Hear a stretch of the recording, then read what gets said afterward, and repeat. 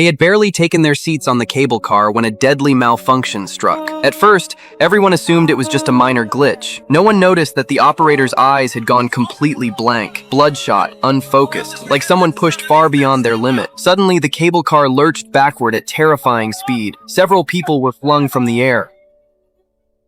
Only then did the three girls realize the danger. They screamed for help, frantically calling the control room over the radio, but the operator stood frozen, as if his soul had left his body, staring blankly at the disaster unfolding in front of him, completely unresponsive. After paramedics finished treating the injured, the police asked emergency responder Lisa to check on the operator. The officer suspected the young man might be a drug addict whose reckless behavior caused the accident. But after a brief examination, Lisa ruled that out. From his condition, it was clear he hadn't slept in a very long time. His eyes were severely bloodshot from exhaustion. The young man admitted he hadn't slept for days. It wasn't that he didn't want to, he simply couldn't. With no obvious physical cause, Lisa could only conclude that he was suffering from a serious mental issue and instructed the police to take him to the hospital for further evaluation. No one expected that halfway there, the young man would suddenly become violently agitated. He broke free from the patrol car and ran straight into the forest. At the same time, multiple accidents of varying severity began occurring across the city, eerily similar in nature. No one realized that a strange virus, one that robbed people of sleep, had already begun spreading silently. Some residents started noticing something was wrong. At a gym, several people were in an unusually hyperactive state, pushing themselves harder and harder without any sign of fatigue. Eventually,